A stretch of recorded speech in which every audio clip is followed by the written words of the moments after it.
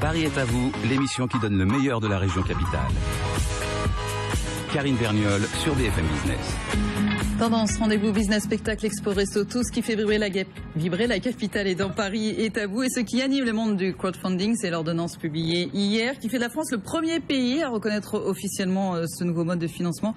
Pourtant, seuls 31% des Français plébiscitent le financement participatif. Alors comment les rassurer et les convaincre? Benoît Bazocchi, bonjour. Bonjour. Vous êtes le fondateur et président de Smart Angels, lancé en mars 2012. Vous êtes également président de l'AFIP, l'association française de l'investissement participatif. Stéphanie Savel, bonjour. Bonjour.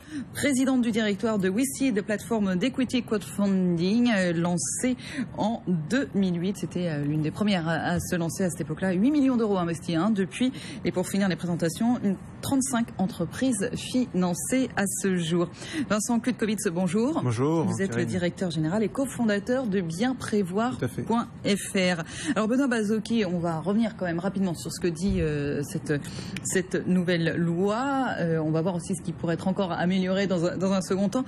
Première chose, désormais il y a un statut à part entière. Oui, alors tout à fait. La nouvelle réglementation qui a été adoptée par ordonnance en Conseil des ministres hier prévoit la création d'un nouveau statut, qui est le statut de conseiller en investissement participatif et qui donne un cadre légal aux plateformes, qui permettent d'avoir un cadre sécurisé pour les plateformes, pour les entrepreneurs qui vont chercher des fonds et pour les investisseurs. La deuxième chose, c'est le plafond qui a été augmenté à 1 million d'euros. Tout à fait. Alors ce plafond a été augmenté à 1 million d'euros, ce qui est une avancée considérable. Alors 1 million d'euros, c'était la demande des professionnels du secteur. Alors pourquoi 1 million d'euros? 1 million d'euros parce que c'est le haut de la fourchette de ce qu'on appelle l'equity gap, c'est-à-dire les problématiques de financement des entreprises dans des phases de démarrage et d'accélération. On dit entre 100 000 et 1 million d'euros, la chaîne de financement a du mal à accompagner les jeunes entreprises et donc le crowdfunding peut intervenir sur cette dimension-là. Alors il y a un autre point important, vous parliez du conseiller en investissement participatif, il y a un autre point important aussi de cette ordonnance, c'est bien entendu les garanties sécuritaires pour les épargnants, ça c'est important aussi. Là aussi il y a un plafond d'investissement. Alors le plafond d'investissement, c'est sur la partie du prêt, c'est-à-dire qu'effectivement sur les plateformes de prêt, vous pouvez prêter jusqu'à 1 000 euros.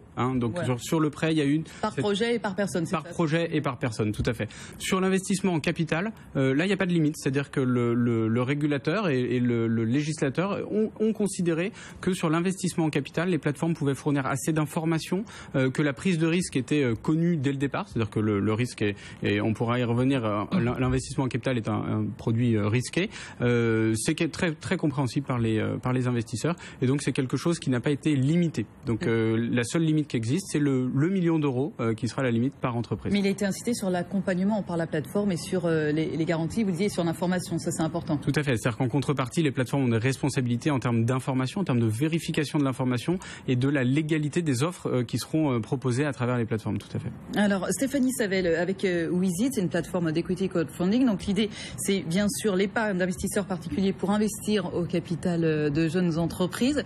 J'imagine que ces mesures vous conviennent. En tout cas, et ce qui est important, on voit, c'est aussi la garantie pour les uns et pour les autres, et surtout pour les épargnants, peut-être ce qui pouvait porter un petit peu à discussion. Oui, alors je crois qu'il y a effectivement un peu de crainte parce que c'est quand même une industrie récente qui est en pleine explosion mais qui est récente, donc encore mal connue. Il y a pas mal de fantasmes, un peu peut-être aussi de chiffons rouges sur cette activité. Et c'est vrai que les points essentiels vis-à-vis de l'épargnant et vis-à-vis du particulier qui a envie de soutenir le financement de start-up, c'est de travailler sur la garantie des fonds, la garantie de la souscription pour contribuer à une plus grande confiance des épargnants dans ce genre d'activité et de placement. C'est la raison pour laquelle chez WeSeed, on a signé un accord expérimental pour l'instant avec le groupe Caisse des dépôts pour sécuriser les fonds qui sont versés par les particuliers sur un compte de souscription avant d'être versés à l'entreprise cible, à la start-up qui sera destinataire des fonds. Alors vous disiez à titre expérimental, on est en phase test, mais expliquez-nous concrètement comment ça va se passer et en quoi ça garantit effectivement les versements des épargnants. Alors concrètement, les fonds des souscripteurs seront versés en attendant que l'augmentation de capital de la start-up ait lieu, seront versés sur un compte déposé à la Caisse des dépôts qui garantit en fait que les fonds restent bien sur ce compte avant d'être versés au capital de la start-up. Et puis ensuite, une fois que l'augmentation de capital se fait, les fonds sont versés sur le compte de l'entreprise cible. Alors dans le crowdfunding et la particularité en fait de ces plateformes, c'est que il y a une période de souscription qui est ouverte et jusqu'à la dernière minute, presque, j'allais dire, on n'est pas certain que l'augmentation de capital ait lieu. Et donc cette période-là est celle qui probablement alimente le plus les peurs peut-être, ou en tout cas la crainte que l'argent soit versé sur un compte. Et après, si l'augmentation de capital se fait pas, est-ce que je vais récupérer mon argent? Donc il y a ce genre de questions que les épargnants se posent.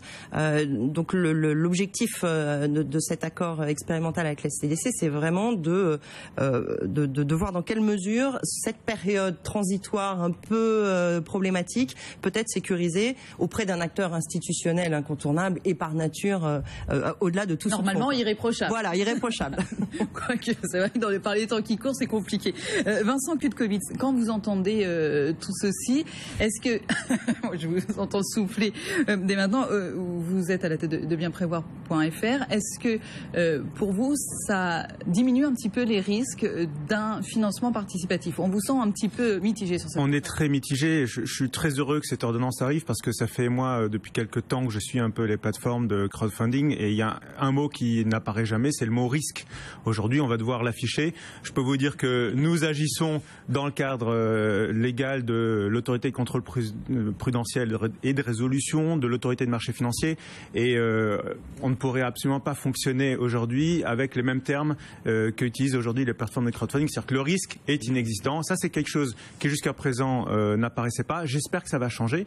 Mais moi, je me place plutôt du côté de l'épargnant. Aujourd'hui, en fait, le but d'un conseiller en investissement financier, c'est quoi? C'est de faire en sorte que l'épargnant sorte au bout de quelques années avec un niveau de vie qui s'améliore, avec une capacité à financer sa retraite, à améliorer son niveau de vie au moment de la retraite. Je suis pas sûr qu'aujourd'hui, c'est très bien en fait. On parle de quoi? On parle de 80 millions d'euros. On a fait une loi pour un volume d'affaires, si je peux dire, de 80 millions d'euros en 2013. 32 000 projets. Voilà, 32 000 projets, ça fait 2 500 euros par projet. C'est pas ça qui va changer aujourd'hui. Je me place une fois de plus du côté des épargnants. Je trouve que c'est très bien de donner du sens à des projets. C'est très bien d'aider des PME à trouver des fonds propres. Il y a un vrai souci de financement des fonds propres des PME en France. De ce point de vue-là, c'est très bien. Du point de vue de l'épargnant, je pense que c'est pas une révolution et c'est pas ce qui va aujourd'hui aider les épargnants français à améliorer leur niveau de vie à la retraite. Donc, ce que vous dites, effectivement, alors vous allez pouvoir vous défendre à droite, ne vous inquiétez pas, mais finalement, effectivement, strictement sur la rentabilité d'un tel investissement, pour l'instant, il n'est pas encore démontré tel que ça existe aujourd'hui. En revanche, ça peut être effectivement un geste de solidarité, et ça, vous en convenez? Tout à fait, c'est un geste de solidarité, ça donne du sens à son épargne, de ce point de vue-là, c'est extrêmement important. Mais on parle aussi aujourd'hui, et sur votre antenne, on en parle du matin au soir, du niveau de vie des gens, des salaires, du problème d'emploi et du problème de retraite. Je pense qu'aujourd'hui, c'est ça la priorité, et la priorité, cette priorité-là, on n'y répond pas à travers le crowdfunding. 80 millions d'euros. En investissant dans des entreprises qui vont créer des emplois.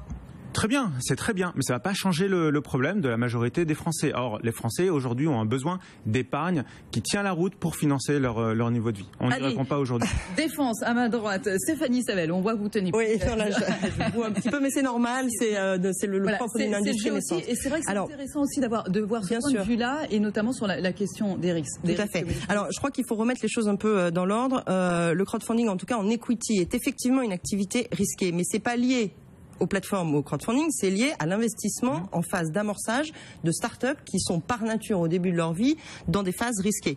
Et il y a plein d'autres investisseurs qui investissent à ces phases risquées. Les fonds d'investissement, les business angels, même des particuliers à titre individuel. Donc il y a pas de... Les fonds et les business angels, c'est leur métier. C'est pas leur métier. C'est pas un métier. Les business angels sont pas forcément des professionnels. En tout cas, ils ont un oreiller, en tout cas, pour pouvoir venir voir. C'est pas une partie de leurs économies. Ça change, parce que la moyenne d'âge rajeunit, donc le risque intrinsèque à cette phase-là est pas propre au crowdfunding. Ce qu'il faut voir, c'est que les montants aussi investis sur le crowdfunding peuvent être des montants assez faibles. On peut investir à partir de 100 €, donc ça relativise quand même la part du risque. Les plateformes ont toutes sur leur plateforme et sur les plateformes internet disent toutes précisément que c'est une activité risquée, et c'est écrit noir sur blanc. Ouais.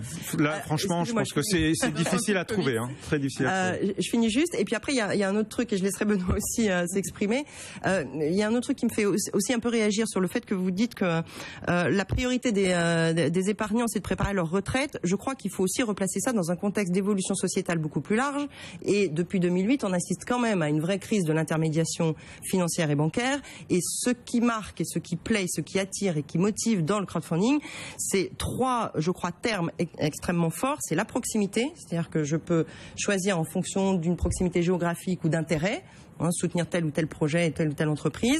C'est la transparence, c'est-à-dire je choisis moi-même et je ne mets pas mon argent dans un livret LDD ou un livret A, je ne sais pas ce que ça va financer.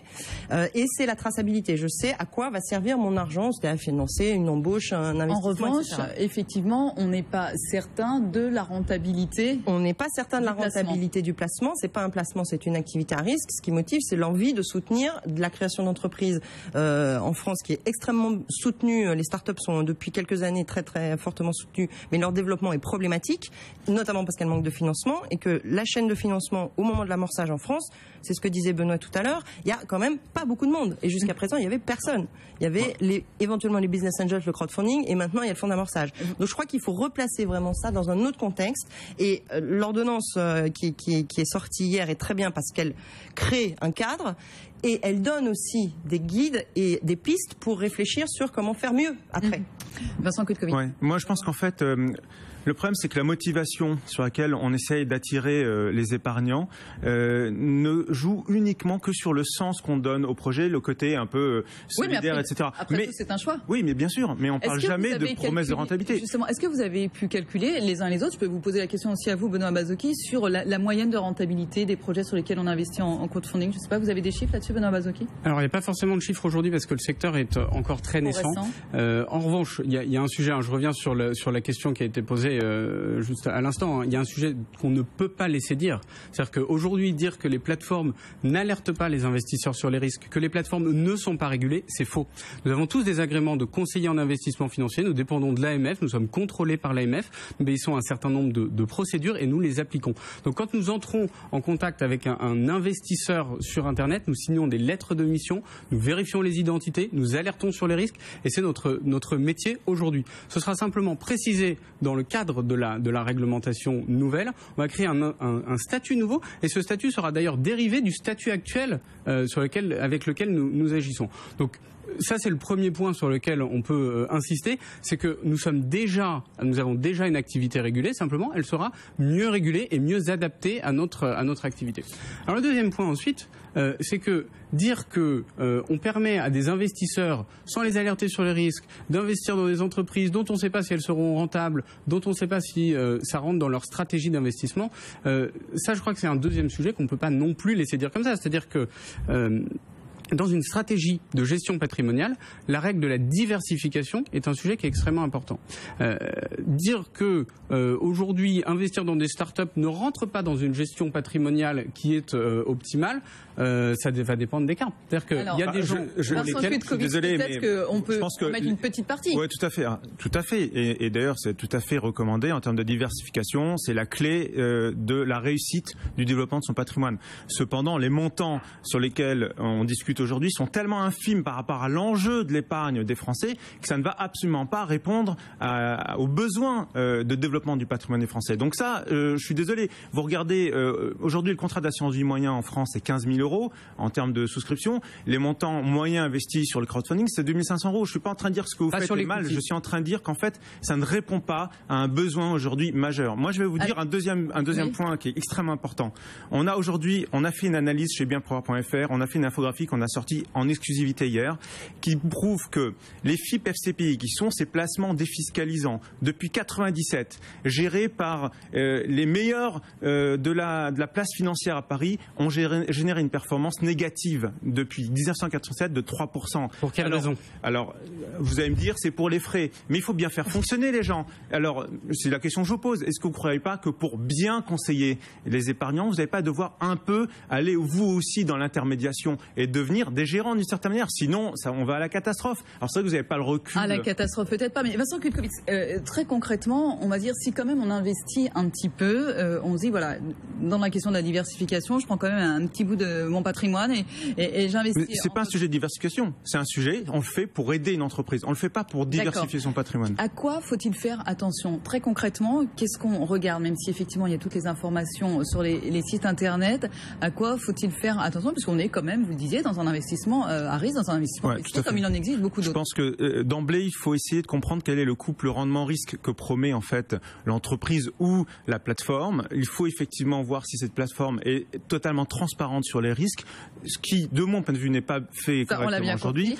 Donc, à partir du moment où on explique bien les risques, les avantages, les risques, je pense qu'on peut commencer à s'intéresser à la question. Le problème, c'est que moi, si je suis un investisseur lambda, je ne connais pas le métier de l'entreprise que je vais aider. Et donc, il faut voir de quelle manière la plateforme va éventuellement aider l'investisseur à orienter son argent en fonction de ses sensibilités, de son expérience professionnelle, etc.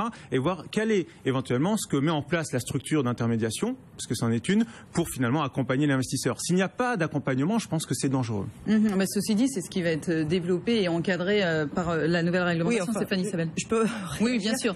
Je crois qu'en fait, c'est normal qu'on s'affronte un peu parce que on est sur un sujet qui titille beaucoup et beaucoup de gens réagissent au développement du crowdfunding. Alors, pour comparer les chiffres, vous parlez de l'épargne des Français, vous parlez de l'activité du crowdfunding, c'est infime. Oui, c'est infime, mais c'est en pleine croissance. Et puis, c'est une activité récente. Donc, on peut pas comparer l'activité du crowdfunding avec une activité en place, gérée plus ou moins de façon efficace par les acteurs institutionnels. Donc il faut un peu prendre du recul. Je crois, et ça me paraît fondamental, ça fait 5 ans que je suis dans ce métier, ça fait 5 ans que je côtoie de près des startups. Le besoin de financement des startups est phénoménal. Et si on veut orienter l'épargne des Français vers l'économie réelle, je cite un tout petit peu Montebourg lors de la fête du crowdfunding, orienter l'épargne des Français vers l'économie réelle, vers la création d'emplois et vers des entreprises locales made in France, on a besoin de toutes les sources de financement. Et je crois un peu stérile, finalement, de se tirer un peu dans les pattes les uns les autres. Il faut pas mal me comprendre. Vous avez tout à fait raison. Le seul problème, c'est qu'en fait, je pense qu'on a trop donné, on a mis la lumière sur les entreprises qui ont besoin de fonds propres. Et ça, vous réglez la question en partie. Le problème, c'est que dans tout ce débat-là, personne s'est préoccupé de l'enjeu pour les épargnants. Et je pense que ça manque encore dans l'ordonnance actuelle. C'est ça le sujet. Moi, je me place du côté des épargnants, c'est mon métier. Oui, bien sûr, c'est votre métier. Et nous, le nôtre, c'est de réconcilier les Français avec l'économie réelle. Et aujourd'hui, on manque peut-être un peu de recul, effectivement, pour voir ce qu'a à y gagner l'épargnant, l'investisseur dans le financement participatif. Je voudrais juste préciser un tout petit point. Vous avez dit effectivement que la rentabilité de cette activité était négative, elle n'est pas négative que pour... On parlait des FIP FCPI. FIP FCPI, de façon générale, pour tous les acteurs qui interviennent, ils sont rares, mais ils commencent à apparaître un peu, qui interviennent sur cette phase des débuts de la vie de l'entreprise, l'activité est non rentable. C'est pour ça que les fonds privés, les sociétés de gestion ne vont pas sur le financement de l'amorçage et ne vont pas sur le financement jusqu'à 1 million d'euros, parce que c'est pas rentable. Alors que... si on veut servir 15% à ses actionnaires, effectivement, il ne faut pas y aller. Je suis pas d'accord. On laisse tomber des entreprises qui meurent. Donc le métier des business angels est de financer 10 entreprises et d'espérer qu'il y en ait une sur les 10 qui réussissent. Donc elles le font. D'ailleurs, ce qui a marché dans les fonds, les seuls fonds qui ont bien fonctionné dans le FIP FCPI, c'est ceux qui avaient une vision sur les entreprises innovantes, sur les PME innovantes. Les seuls qui sont en tête de course, c'est ceux-là. Mais voilà. Donc c'est bien que finalement on a déjà commencé à y répondre depuis 97. On aurait pu peut-être remonter un peu plus loin en amont. Oui, mais enfin. Ce sujet, je suis désolé, vous le traitez pas aujourd'hui. Mais personne ne le traite. Il y a 657 FIP FCPI qui ont été créés depuis 1997. Donc vous n'arrivez pas par hasard sur ce métier-là. Mais non, mais personne ne le traite. Quand vous dites qu'il y a une entreprise dans l'activité des business angels qui réussit, c'est pas parce qu'il y en a une qui réussit que l'activité n'est pas rentable in fine. Donc on n'a pas la prétention non plus de régler tous les problèmes du financement des startups. Je crois juste, et c'est un peu dommage, mais bon, c'est normal. Je crois juste qu'on doit tous, les uns et les autres, les acteurs du financement, se prendre en main et agir là-dessus. Alors, Benoît Bazeux, il y a quelque chose d'important aussi, parce que là, l'ordonnance, donc c'est juillet, mise en place octobre 2015, donc finalement ça va assez vite, ça contente en tout cas assez tout le monde du financement participatif. Ceci dit, justement, c'est quelque chose qui évolue très rapidement. Donc ce que vous dites aujourd'hui, il faut que ce soit un cadre réglementaire qui sache évoluer aussi avec l'évolution du financement participatif. Puis il y a autre chose aussi sur lequel voulais m'appuyer, on est en plein dans l'actualité. La question au niveau européen, parce que la France, on est un peu précurseur, mais quand on va regarder au niveau européen, ça va être encore autre chose. Est-ce que ça va aller dans le bon sens?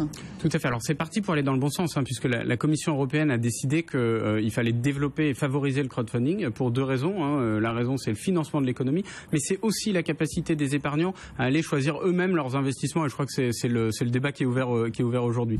Là-dessus, effectivement, la réglementation française, telle qu'on l'a adaptée, c'est inscrite dans un cadre européen qui est très contraignant parce qu'il n'a tout simplement pas prévu Internet. Et donc, il y a le projet de la Commission européenne de reprendre la réglementation. Et ça, c'est un sujet qui La réglementation française. La réglementation européenne. C'est-à-dire pour créer un cadre unifié, harmonisé pour l'ensemble des plateformes. On a fait une réunion la semaine dernière à Paris, réunissant une quarantaine de plateformes européennes d'investissement en capital. Et on est arrivé à la conclusion qu'il y a des disparités d'application de la réglementation européenne dans les pays qui n'est pas tenable en fait pour pouvoir avoir des opérations au niveau européen. Allez, on va terminer rapidement d'un mot, Vincent Kutkowitz. Que faudrait-il changer, selon vous, aujourd'hui, pour que ce soit plus intéressant du côté des épargnants et qu'il y ait un peu plus d'un tiers des Français qui s'intéressent au financement participatif? Je pense que c'est difficile à dire parce qu'en fait, c'est un métier de financer une entreprise, de participer au financement d'une entreprise. Donc, je pense qu'on peut pas s'improviser comme ça, investisseur. Donc, très franchement, je pense que il n'y a pas grand-chose à changer aujourd'hui. Je pense qu'il faut absolument faire en sorte que les Français puissent aller vers des produits d'épargne qui leur donnent du sens. Ça, c'est extrêmement important. Je pense que ce que va nous apporter aujourd'hui le crowdfunding, c'est qu'à l'ensemble de l'industrie, on va pouvoir donner peut-être, il y a une sorte de champ concurrentiel nouveau qui se crée. On va donner plus de sens aux produits d'épargne qui sont créés par les structureurs. Mais voilà, je pense que c'est ça l'apport du crowdfunding. Maintenant, c'est déjà très bien. Moi, je peux vous dire que nous, on le fait déjà depuis 2008, bienprévoir.fr. On finance des entreprises, des grosses sociétés. Et après, c'est toute la question des financements solidaires, etc. Et c'est déjà très difficile, même quand vous avez en face de vous une très grosse marque comme Peugeot, de trouver des gens qui sont prêts à financer la dette de Peugeot avec un rendement de 5 ou 6%. C'est déjà très difficile. Alors, j'imagine que là, ça va être très compliqué. En tout cas, il faut que le couple rendement-risque apparaisse de façon plus claire sur ces plateformes-là. Alors, malheureusement, c'est terminé. Pardon ? Quelques secondes pour un chiffre. 10 secondes. 10 secondes. Savez-vous combien par an les Français jouent dans les jeux de hasard qui sont a priori assez risqués, qui ne travaillent pas pour l'épargne ? 44 milliards d'euros. Vous n'avez peut-être pas les mêmes clients, je pense. Peut-être pas le même marché. Vous avez vu le dernier gagnant, il a gagné 1 million, il a gagné 100 millions, il en a donné la moitié à des associations. Comme quoi, tout espoir est permis. Voilà, pour ne pas payer l'ISF, peut-être. Sur l'actualité. Peut-être. Oh, vous êtes mauvaise langue. Vincent Kutkowitz, directeur général et cofondateur de bienprévoir.fr. Merci beaucoup à vous. Stéphanie Savel, présidente du directoire de Viside, et Benoît Bazocchi, fondateur et président de Smart Angels. Merci beaucoup à tous les trois. Restez avec nous sur BFM Business. Paris est à vous. Continue dans un instant, juste après un nouveau journal. Paris est à vous. L'émission qui donne le meilleur de la région capitale.